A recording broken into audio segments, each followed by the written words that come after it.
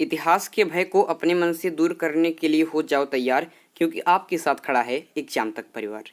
नमस्कार दोस्तों, मैं हूं अंकित मिश्र और आप देख रहे हैं एग्जाम तक। यहां पर दोस्तों इतिहास की महत्वपूर्ण प्रश्न श्रृंखला का तीसरा वीडियो लेकर एक बार फिर से आप सबके समक्ष उपस्थित हूं। और यहां पर जितने भी क्वेश्चन आपके कराए जाते हैं दोस्तों, ये सारे बहुत ही इंपॉर्टेंट क्वेश्चन हैं और आपको जितने भी इतिहास के क्वेश्चन आपकी परीक्षा मिलेंगे उसके 90% क्वेश्चन आपको इसी सेशन से देखने को मिलेंगे। तो सभी सेशन को बिना स्किप किए हुए पूरा अंत तक अवश्य देखेंगे। अगर दोस्तों इसका हमारा जो इससे पहले के 2 वीडियो है, अगर आपने इसको नहीं देखा है तो इसी वीडियो के डिस्क्रिप्शन बॉक्स में आपको पूरे प्लेलिस्ट की लिंक मिल जाएगी, जाकर देख लीजिएगा, क्योंकि एक ही क्वेश्चन आपके लिए बहुत ज़्यादा इंपॉर्टेंट है। तो चलिए दोस्तों देर न करते हुए वीडियो की शुरुआत करते हैं। यहाँ पर दोस्तों एक बात स्पष्ट रूप से ध्यान रखेंगे कि यहाँ पर जितने भी क्वेश्चन करे जाते हैं ये सारे आपके सभी एग्जाम्स के लिए मोस्ट इंपॉर्टेंट होते हैं। अभी जो RRB, NTPC, group D, NTPC और ग्रुप डी की वैकेंसियाँ हैं उनके लिए हो सकता है, यूपीएसआई, यूपी लेखपाल और जो आपके बिहार एसआई, आपकी एमपी जेल प्रहरी की वैकेंसी आई हैं उनके लिए। यहाँ पर दोस्तों आपकी इसमें नौकरियों का आपका इस समय जमाना है, मतलब नौकरी का एक दौर है। इसमें कई सारी आपकी नौकरियाँ आपके राजस्थान पुलिस, पटवारी, जितने भी आपके एग्जाम्स हैं सभी के लिए क्लास बहुत ज़्यादा इंपॉर्टेंट है। और हमारे जो सीएचएस के विद्यार्थी हैं आपके, उनके लिए भी क्लास बहुत ज़्यादा इंपॉर्टेंट है। तो सभी इस क्लास को पूरा अंत तक अवश्य देखेंगे। चलिए दोस्तों यहाँ पर मैं आपको पहले क्वेश्चन की तरफ लेकर चलता हूँ। पहला क्वेश्चन है कि कैप्टन हॉकिंस को किसने इंग्लिश खान की उपाधि प्रदान की थी। जो कैप्टन हॉकिंस है इन्हें को इंग्लिश खान की उपाधि किसने प्रदान की थी। तो सबसे पहले तो आपको पता होना चाहिए कि आखिरकार ये कैप्टन हॉकिंस कौन है। तो दोस्तों बात करेंगे कि भारत में यूरोपियों का आगमन, मतलब कि दोस्तों जब आधुनिक भारत की शुरुआत होती है तो वहाँ पर आपको पहला ही चैप्टर होता है कि भारत में यूरोपियों का आगमन। यूरोपीय लोग भारत में आते हैं, जिसमें आपके पुर्तगाली सबसे पहले आते हैं 1498 में, वास्को डी गामा। उसके बाद ये आकर भारत में आपके क्या करते हैं, आपके भारत में व्यापार करते हैं। तो इसी क्रम में आपके अंग्रेज लोग भी आए थे, कब, 1600 ईस्वी में। तो उसी समय दोस्तों 1608 ईस्वी में 1608 ईस्वी में आपके जेम्स प्रिंसेप का राजदूत बनकर दोस्तों कौन सा आया था, आपका जेम्स प्रिंसेप का राजदूत बनकर कैप्टन हॉकिंस आया था। और दोस्तों ये आपके किसके दरबार में आया था, तो आपके जहांगीर के दरबार में आया था। दोस्तों बात करेंगे अगर कैप्टन हॉकिंस के और जहांगीर के, तो दोनों आपकी जो फारसी भाषा है, फारसी जो लैंग्वेज है, इसके अच्छे जानकार थे आपके कैप्टन हॉकिंस भी और जहांगीर साहब भी। ठीक है, ये दोनों अब आपके फारसी के अच्छे जानकार थे, इसीलिए दोस्तों आपके जहांगीर इससे काफी खुश भी हुआ कैप्टन हॉकिंस से और इसे इंग्लिश खान की उपाधि प्रदान की। प्लस दोस्तों 2000 का मनसब भी इसे प्रदान किया, 2000 का मनसब भी प्रदान किया था। अब मनसब क्या है ये सब की अगर डिटेल में यहाँ पर मैं बताने लगूंगा तो लग जाएगा लंबा समय, लेकिन उसके बाद भी थोड़ी सी बात जान लीजिए कि मनसब आखिरकार होता क्या है। दोस्तों इसे 2000 का मनसब दिया था। थोड़ी सी बात मैं आपको बताऊंगा कि मनसब दोस्तों क्या है। दोस्तों मनसब क्या होता है, तो मनसब के मंगोलों की सैन्य व्यवस्था होती है। इसको दोस्तों भारत में किसने लाया था, तो भारत में इसको लाने का कार्य मनसब को दोस्तों अकबर ने किया था। और इसे 2000 का मनसब प्रदान किया किसने, आपके जहांगीर ने। किसको, कैप्टन हॉकिंस साहब को। दोस्तों बात करेंगे जहांगीर, तो जहांगीर की जो इसकी आत्मकथा है तुझे ए जहांगीरी, उसमें जहांगीर लिखता है कि मेरी एक ही बहुत बुरी आदत है कि यहाँ पर दोस्तों मैं आपके जो शराब होती है उसका अच्छा शौकीन हूँ, शराब का, ये मेरी बुरी आदत है। और दोस्तों शराब का ही अच्छा शौकीन था आपका कैप्टन हॉकिंस भी। तो ये दोस्तों यहाँ पर दोनों बिल्कुल क्या होते हैं आपके, दोनों शराब पीकर बिल्कुल मस्त हो जाते हैं। मतलब कहने का मतलब कि दोनों आपस में बहुत खुश रहते हैं। और इसी कारण आपके जहांगीर ने ही आपके कैप्टन हॉकिंस को इंग्लिश खान की उपाधि प्रदान की थी, प्लस 2000 का मनसब प्रदान किया था। तो ये सब बातें आपके मन में अब जो थी, आपकी जो शंका थी आपके मन में दूर हो गई होगी। यहाँ पर दोस्तों बात करेंगे अगर जहांगीर की, तो जहांगीर का शासनकाल था 1605 ईस्वी से लेकर 1627 ईस्वी तक। कुल 22 वर्षों का शासनकाल था किसका, आपके जहांगीर का। दोस्तों जहांगीर की बात करेंगे तो यह आपके अकबर का पुत्र था। दोस्तों अकबर का उत्तराधिकारी भी आपका सलीम हुआ था। सलीम इस जहांगीर के बचपन का नाम था। तो अकबर का उत्तराधिकारी कौन था, आपके सलीम था, जहांगीर कहने का मतलब था। और दोस्तों आपकी जो 24 अक्टूबर 1605 ईस्वी को, दोस्तों ये 24 अक्टूबर 1605 ईस्वी को नूरुद्दीन मोहम्मद जहांगीर बादशाही गाजी की उपाधि धारण करके गद्दी पर बैठता है। इस बात को याद रखेंगे, बहुत ही इंपॉर्टेंट बात है। दोस्तों जहांगीर की अगर मैं बात करता हूँ तो जहांगीर का जन्म 1569 ईस्वी में हुआ था। ये एक बहुत ज़्यादा इंपॉर्टेंट बात है। और अगर बात करेंगे इसके नाम, जहांगीर इसका बचपन का नाम था सलीम इसका नाम था बचपन का। तो अकबर ने अपने पुत्र का नाम जो सलीम है, ये सूफी संत से शेख सलीम चिश्ती, उनके नाम पर ही इसके बचपन का नाम सलीम रखा था। बाद में इसका नाम जहांगीर हो गया। तो अब इनके बारे में आपकी सारी बातें कंफर्म हो गई होगी। जहांगीर के बारे में एक बात और इंपॉर्टेंट रखेंगे कि जहांगीर को क्यों याद किया जाता है। तो जहांगीर के दरबार में दोस्तों एक न्याय की जंजीर थी, इसके बारे में आप लोगों ने सुना होगा, न्याय की जंजीर। पूछा भी जाता है कि न्याय की जंजीर किस मुगल सम्राट समय में थी, तो आपके जहांगीर के समय में। तो जहांगीर को न्याय की जंजीर के लिए याद किया जाता है। दोस्तों यह जंजीर जो थी ये सोने की बनी थी, जो आगरा के किले के शाहबुर्ज एवं यमुना तट पर स्थित पत्थर के खंभे में लगाई हुई थी। जो लोग भी इसके न्याय की जंजीर खींचते थे उसकी बात यहाँ पर सुनी जाती थी, उसको न्याय प्रदान किया जाता था, इसीलिए न्याय की जंजीर थी और इसीलिए जहांगीर को याद किया जाता है। यहाँ पर दोस्तों जहांगीर के बारे में कई सारी इंपॉर्टेंट बातें हैं, लेकिन यहाँ पर मैं बता नहीं सकता क्योंकि यहाँ पर हमारा टारगेट है आपको अधिक से अधिक क्वेश्चन करने का। जो भी अतिरिक्त जानकारी आपको दी जाती है इसको लिखकर आपको याद कर लेना है।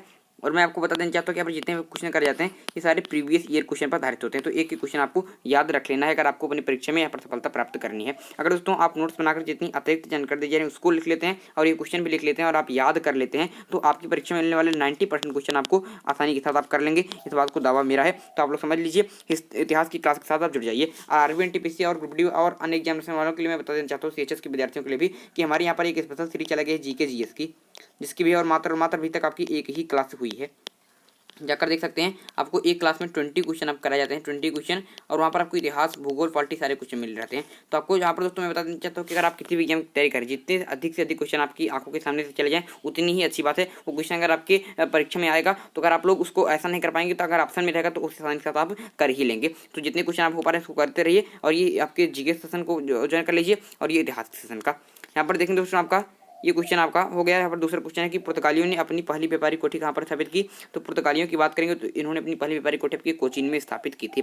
मैं आपको एक खुशखबरी बता देना चाहता हूँ कि जल्द से जल्द दोस्तों एक क्वेश्चन मैं शुरू करने वाला हूँ मॉडर्न इंडिया नाम का, मॉडर्न इंडिया नाम का।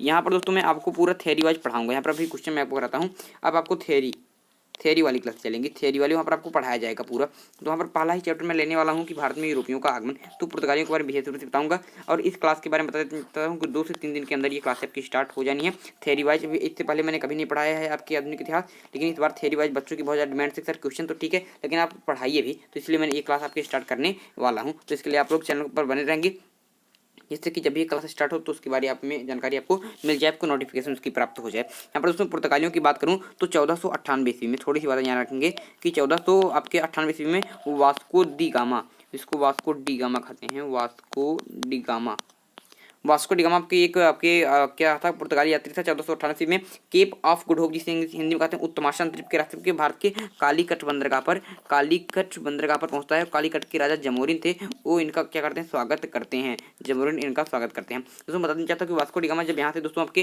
काली मिर्च या फिर और तो लेकर जो जाता है पर जाता है और जब उसको बेचता है वो अपने व्यय का आकलन करता है, तो जितना व्यय था उसको अगर हटा भी दिया जाए उसके बाद आपके 60% अधिक मुनाफा इसको प्राप्त हुआ था। इसलिए 1502 ईस्वी में यह फिर से भारत की यात्रा करता है, 1502 ईस्वी में फिर से भारत की यात्रा करता है। ये सब बातें बहुत ही ज़्यादा इंपॉर्टेंट है। यहाँ पर चलेंगे आपका नेक्स्ट क्वेश्चन की तरफ, और जब वो वाला सेशन आएगा तो यहाँ पर विशेष रूप से पुर्तगालियों के बारे में बताया जाएगा और एक नहीं 2 क्लास में आपको पूरा पुर्तगाली में कंप्लीट कराऊंगा। समझ सकते हैं कि कितना डीपली मैं आपको यहाँ पर पढ़ाने वाला हूँ, कितनी डीपली आपको पढ़ाने वाला हूँ। पीडीएफ हमारी बन रही है, पीडीएफ आपको तैयार किया जा रहा है और उसी से आपकी क्लासें चलेंगी। तो मैं पीडीएफ तैयार करने के लिए बोल दिया हूँ, जल्दी से जल्दी आपकी पीडीएफ तैयार हो जाती है और तब आपकी क्लासेस स्टार्ट हो जाएंगी। यहाँ पर देखिए आपका फ्रॉम सिपाही टू सूबेदार पुस्तक कौन है, तो फ्रॉम सिपाही टू सूबेदार पुस्तक लिखा आपके नोरगेट साहब है। कौन आपके नोरगेट साहब है। एक बहुत ही इंपॉर्टेंट क्वेश्चन है दोस्तों, ये क्वेश्चन संबंधित आपके 1857 ईस्वी के विद्रोह की। आपको पता होना चाहिए कि 1757 ईस्वी के प्लासी के युद्ध के साथ अंग्रेज भारत में शासन करना प्रारंभ करते हैं और 100 वर्षों तक ये भारत में शासन करते हैं और कोई इसका विद्रोह नहीं करता है। लेकिन ये लगातार उनका भारत को दबाने को और भारत के जो गरीब वर्ग थे और भी जो व्यक्ति थे सबको आपको यहाँ पर परेशान करने की वजह से धीरे धीरे सबके मन में आपके स्वदेशी की भावना यहाँ पर जागृत हो गई थी और ये आपके स्वदेशी की भावना आपके उभर कर सामने आती है 1857 ईस्वी के विद्रोह के साथ। तो मैं उसी 1857 ईस्वी के विद्रोह की यहाँ पर बात कर रहा हूँ। हालांकि 1857 ईस्वी का विद्रोह पूरी तरीके से सफल नहीं हुआ था क्योंकि यहाँ पर पूरी तरीके से पूरा भारत एकजुट नहीं हो पाया था और यहाँ पर दोस्तों असली शक्ति आपकी एकता में ही होती है। अभी देखेंगे दोस्तों कि ट्विटर पर मुहिम चलाया गया था कि आपकी skip up for RRB NTPC फिर और भी एसएससी स्टूडेंट्स के लिए। तो यहाँ पर देखिए सब लोग एकजुट हो गए, पूरा आपकी जितना भी आपके यूट्यूब चैनल है, हमने किसी भी प्रकार के जो सोशल मीडिया के जो आपके कितने प्रकार के जो आपके न्यूज़ चैनल है, हमने किसी से भी मदद नहीं मांगी। हम पूरे जितने भी आपके एजुकेशनल चैनल है, मैं स्वयं नहीं करा, लेकिन जितने भी बड़े बड़े एजुकेशनल चैनल मैं भी वीडियो बनाया था, सभी लोग मिलकर आपके आरआरबी एनटीपीसी के लिए आपके दावा किया, आरआरबी एनटीपीसी की मांग की और आखिरकार आपको 15 दिसंबर को एग्जाम के रूप में देखने को मिला। तो यहाँ पर दोस्तों इसी प्रकार से मैं कहता हूँ कि एकदम बहुत बड़ी शक्ति है। तो भारत एक नहीं हुआ था, इसी वजह से 1857 की क्रांति में भारत को विफलता प्राप्त हुई थी, कौशल नेतृत्व का भी अभाव था। देखिए यहाँ पर मैं क्वेश्चन की बात करता हूँ कि फ्रॉम सिपाही टू सूबेदार पुस्तक किस प्रकार से 1857 ईस्वी की क्रांति से संबंधित। देखिए दोस्तों, आपके व्यक्ति थे सीताराम पांडे, इनका नाम याद रखेंगे। एक व्यक्ति सीताराम पांडे, बहुत डिटेल में आपकी चीज़ें चल रही हैं। देखिए सीताराम जो पांडे थे दोस्तों, सीताराम पांडे थे, इन्होंने 1857 की जो क्रांति हुई थी उसको आपकी आंखों देखी थी, मतलब आंख से देखा था तो उनके ही संस्मरणों पर आधारित एक पुस्तक है आपकी फ्रॉम सिपाही टू सूबेदार, और इसके लिखेंगे नूरगढ़ साहब। अब आपकी समझ में आ गया किस प्रकार से संबंधित 1857 ईस्वी के विद्रोह के, अब बिल्कुल समझ में आ गया होगा। तो इस पुस्तक का नाम याद रखेंगे, फ्रॉम सिपाही टू सूबेदार, पुस्तक के लेखक आपके नूरगढ़ साहब हैं। दोस्तों 1857 ईस्वी की क्रांति पर लिखी गई प्रथम पुस्तक आपकी माझा प्रवास थी। कौन थी आपकी? माझा प्रवास। और माझा प्रवास पुस्तक के लेखक कौन है? तो आपकी विष्णु भट्ट गोडसे।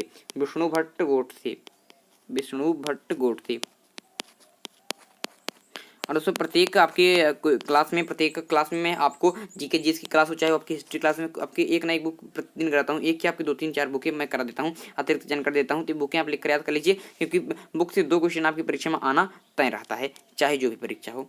देखिए यहाँ पर दोस्तों, देखिए यहाँ पर नेक्स्ट क्वेश्चन है आपके कि विलय के सिद्धांत जिसे कहते हैं डॉक्ट्रिन ऑफ लैप्स के जनक कौन है? तो विलय के सिद्धांत के जनक डलहौजी साहब। कौन है आपके? डलहौजी साहब हैं। बहुत ही ज़्यादा इंपॉर्टेंट क्वेश्चन है, और ये क्वेश्चन परीक्षा में बहुत ही बार, कम से कम 10 बार पूछा गया है, बार रिपीट क्वेश्चन है। तो इस क्वेश्चन को याद रखेंगे कि विलय का सिद्धांत, तो विलय के सिद्धांत को ही व्यापक सिद्धांत या फिर हड़प नीति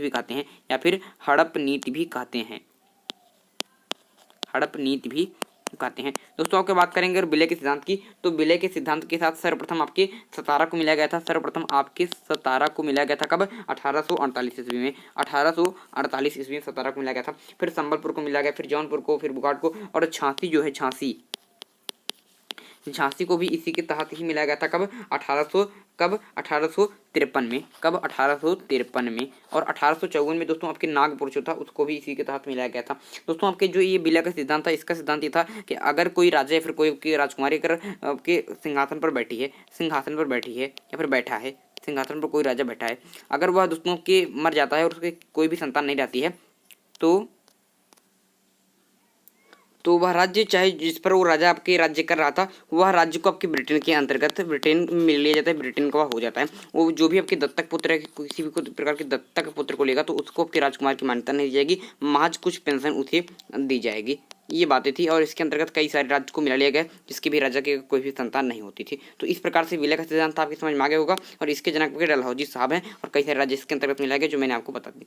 देखिए यहाँ पर दोस्तों थोड़ा सा तेजी के साथ क्वेश्चन करते हैं, क्योंकि समय हमारा अधिक हो रहा है। यहाँ पर क्वेश्चन में ज़्यादा डिटेल में आपको बता रहा हूँ, लेकिन इसकी आपके लिए कोई दिक्कत नहीं है। यहाँ पर जितनी अतिरिक्त जानकारी दी जाए इसको लिख कर याद कर लेना है, और वो भी क्वेश्चन के रूप में आपको चीज़ें देखने को मिलेंगी। देखिए भारत में महालवाड़ी प्रथा की शुरुआत किसने की थी? तो भारत में महालवाड़ी प्रथा की शुरुआत किसने की थी? एक बहुत ही ज़्यादा इंपॉर्टेंट क्वेश्चन है दोस्तों। ये क्वेश्चन मैंने आपको जो आपके आरबीएनटीपीसी की जो बैच चलती है जीके जिस उसमें मैंने आपको बताया भी है कि आपके होस्ट मैकेंजी द्वारा आपकी महालवाड़ी प्रथा की शुरुआत की गई। मैंने आपको बताया था कि प्रथाएं 3 पूछी जाती है, 3 प्रथाएं आपकी परीक्षा में बार बार देखने को मिलती है। एक होती है आपकी स्थायी बंदोबस्त, इसको आप लोग लिख कर याद कर लेंगे। अगर आपको याद नहीं है, याद है तो अच्छा ही है। इस साइड में दोस्तों एक नाम इस्तमरारी भी कहते हैं, एक ये हो गया। और एक आपसे पूछा जाता है परीक्षा में रैयतवाड़ी। अगर बात करेंगे स्थायी बंदोबस्त की, तो यह आपके 1790 ईस्वी में कॉर्नवालिस के द्वारा शुरू किया गया।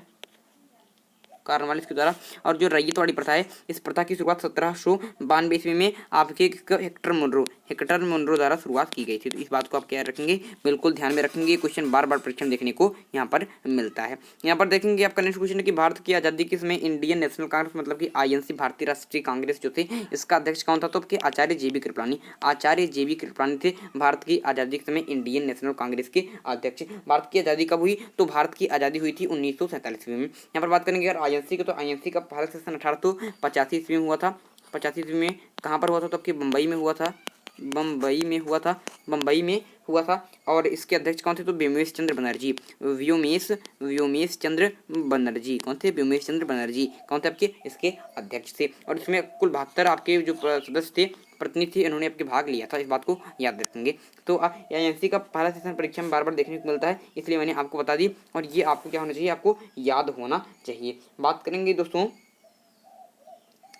यहाँ पर दोस्तों बात करेंगे भारत की आज़ादी समय, तो मैंने आपको बता दी कि आपके आचार्य JB कृपलानी उसमें कांग्रेस के अध्यक्ष थे। अगर दोस्तों ऐसा कोई क्वेश्चन पूछता था कि आपके INC के सबसे अधिक समय तक आपके भारत के अध्यक्ष कौन रहे थे, आज़ादी मतलब कि INC के सबसे अधिक समय तक अध्यक्ष कौन रहे थे, तो आपका हो जाएगा आपके आपके मतलब कि अब्दुल कलाम आज़ाद। अब्दुल कलाम आज़ाद, यहाँ पर मैं आज़ाद लिख रहा हूँ शॉर्टकट में, अब्दुल आगे लिख रहा हूँ, अब्दुल आज़ाद, अब्दुल कलाम आज़ाद। ये सबसे अधिक समय तक भारत के अध्यक्ष रहे थे। 1940 ईस्वी में दोस्तों ये आपके भारत के अध्यक्ष बनते हैं। उसके बाद INC सेशन ही नहीं होता है, और INC का एक नियम था कि जब तक अगला सेशन नहीं होगा तब तक दोस्तों आपके जो आपका अध्यक्ष है वही अध्यक्ष रहेगा। तो 1940 से लेकर 1946 ईस्वी तक लगभग 6 वर्षों तक आपके INC के अध्यक्ष रहते हैं सबसे अधिक समय तक। और अब्दुल कलाम आज़ाद ही भारत के सबसे कम मतलब कि INC के सबसे कम आपकी उम्र के आपके सबसे युवा आपके अध्यक्ष भी थे। इस बात को भी आप याद रखेंगे।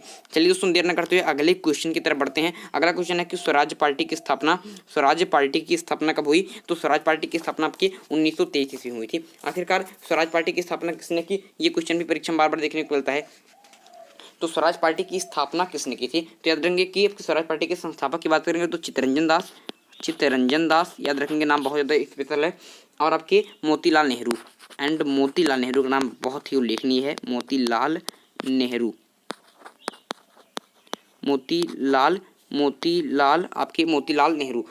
नेहरू और चित्तरंजन दास ने मिलकर आपकी स्वराज पार्टी की स्थापना की थी। और दोस्तों इसकी स्थापना मार्च में की जाती है, और सितंबर में जाकर इसको आपकी पार्टी की मान्यता मिल जाती है। सितंबर में जाकर इसको मान्यता मिलती है, इसको मान्यता मिलती है।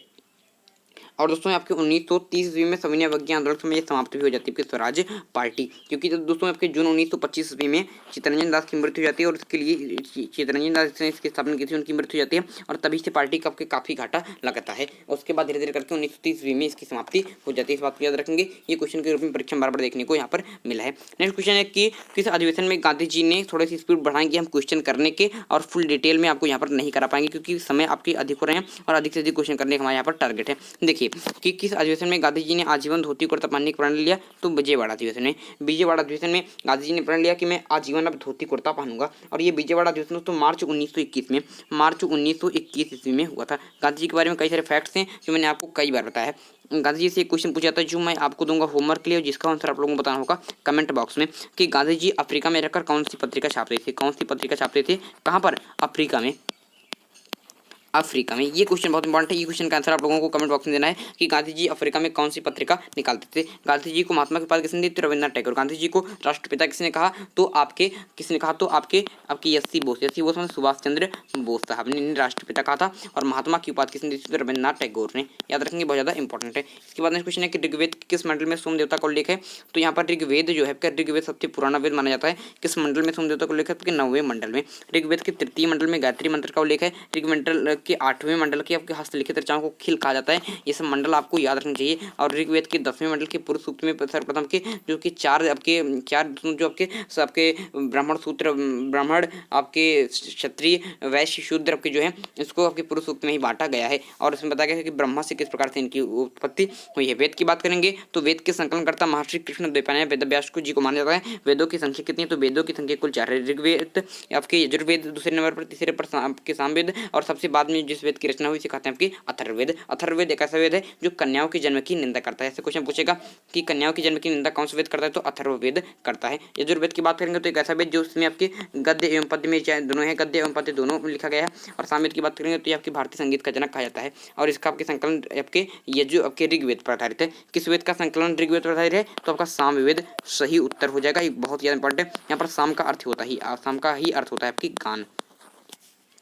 देखेंगे नेक्स्ट क्वेश्चन की भारत में पूरा पाषाणकालीन औजार क्वेश्चन की रॉबर्ट ब्रूस फुट ने। नेक्स्ट क्वेश्चन की तरफ चलेंगे। जो पूरा पाषाणकालीन दोस्तों यहाँ पर पूछा है कि जो पूरा पाषाणकालीन की जो आपके औजार थे इसकी खोज, इसकी डिस्कवरी किसने की, तो रॉबर्ट ब्रूस फुट का नाम याद रखेंगे, बहुत ज़्यादा प्रसिद्ध है, बहुत बार प्रश्न पूछा यहाँ पर देखने को मिला है। यहाँ पर मैं बार बार बता रहा हूँ, फिर से बता देता हूँ कि आपकी आरआरबी एनटीपीसी को लेकर जो जीके जीएस का सेशन चलता है आपके क्वेश्चन का 20 क्वेश्चन का। इस सेशन आप लोगों को नहीं छोड़ना है। सीएचएस के सारे विद्यार्थी याद रखेंगे कि ये सेशन आप लोगों को नहीं छोड़ना है, और जितने भी अन्य एग्जाम की तैयारी कर रहे हैं आरआरबी टीपीसी के अलावा सभी इस क्वेश्चन को ध्यान रखेंगे। इसी प्रकार से वन लाइनर क्वेश्चन कराए जाते हैं फुल डिटेल में, बहुत सारे क्वेश्चन आपके तैयार हो जाएंगे, और अगर लगातार आपकी प्रैक्टिस बनी रहेगी तो आपकी परीक्षा में जितने भी क्वेश्चन मिलेंगे, मैं बताता हूँ 90% क्वेश्चन आपको इन्हीं में से टकराने को मिलेंगे। बीएड का एग्जाम हुआ वहाँ पर भी आप लोगों ने देखा, और जो आपके यूपी बीईओ का एग्जाम हुआ था वहाँ पर भी हमारे कितने क्वेश्चन मिले हैं ये सभी ने देखा है, उसको मुझे बताने की आवश्यकता नहीं है, और आगे भी आप लोग इसको देखेंगे किस प्रकार से यहाँ से क्वेश्चन आपको देखने को मिलते हैं। देखिए मोहनजोदड़ो चनहुदड़ो चंदहोदड़ो है आपकी चनहुदड़ो कोट दीजिए किस नदी के किनारे स्थित, तब किस सिंधु नदी किनारे,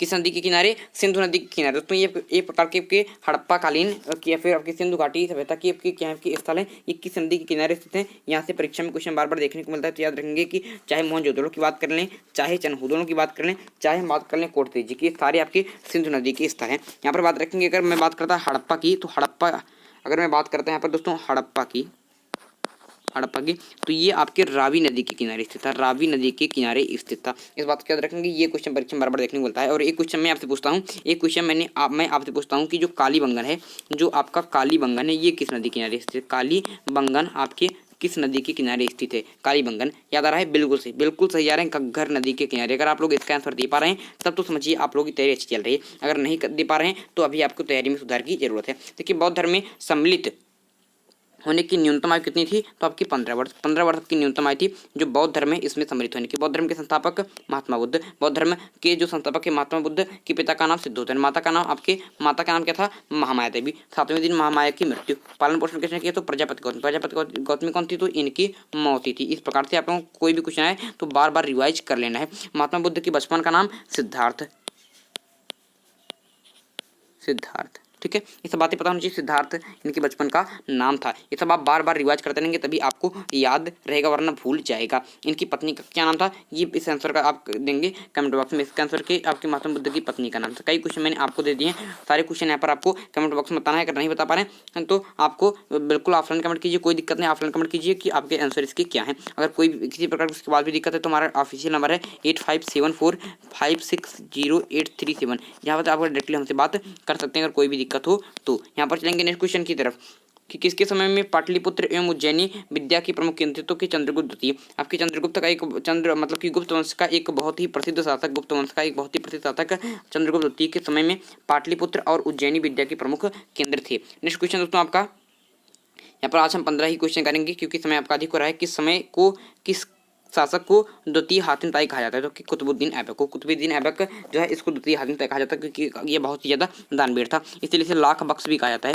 लाखों का दान करने वाला, और इसीलिए इसे द्वितीय हातिम ताई भी कहा जाता है। इसे पीर बख्श भी कहा जाता है क्योंकि हाथियों का दान करता था, लाखों का दान करता था, इसलिए इसे कहते हैं लाख बख्श, पीर बख्श। ये सब किसकी उपाधियाँ हैं, कुतुबुद्दीन ऐबक की उपाधियाँ हैं। कुतुबुद्दीन ऐबक की कभी बताऊंगा, 1206 से लेकर 1210 ईस्वी तक रहा था, उसके बारे में कई सारे इंपॉर्टेंट फैक्ट्स है। अगर आप लोग भी तत्काल में पढ़ना चाहते हैं तो हमारा एक सेशन चलता है कि मध्यकालीन इतिहास क्रमबद्ध तरीके से, तो वहाँ पर दोस्तों आपका यहाँ से शुरू किया गया है 712 ईस्वी से लेकर शुरू किया गया। तीसरे वीडियो में आपकी कुतुबुद्दीन ऐबक के बारे में विशेष जानकारी दी है। पहले वीडियो में आपकी मोहम्मद बिन कासिम और मोहम्मद गजनी के बारे में, दूसरे वीडियो में मोहम्मद गौरी के बारे में, तीसरे वीडियो में आपकी कुतुबुद्दीन ऐबक के बारे में सारी इंपॉर्टेंट फैक्ट्स बताए गए। अगर आप देखना चाहते हैं तो इसी वीडियो के डिस्क्रिप्शन बॉक्स में और मैं आपको आई बटन पर भी इसकी पूरी प्लेलिस्ट की लिंक आपको प्रोवाइड करा दूंगा, जाकर देख लीजिएगा। आपकी अभी तक आपकी 9 क्लासें हुई हैं क्रमबद्ध तरीके से, वो भी है जिससे मैं आपको स्टार्ट करने चल रहा हूँ मॉडर्न इंडिया आधुनिक इतिहास क्रमबद्ध तरीके से, उसी प्रकार से मध्यकालीन इतिहास वहाँ पर क्रमबद्ध तरीके से आपको पढ़ाया गया है, तो जाकर आप लोग पढ़ सकते हैं, बहुत ही फायदा करेगा। देखिए किसने अल्तमगा नामक जागीर चलाई थी, तो अल्तगमा नामक जागीर की जो प्रथा थी आपकी जहांगीर ने चलाई थी। जहांगीर के बारे में पिछले मैंने आपको कई सारी बातें बता दी हैं।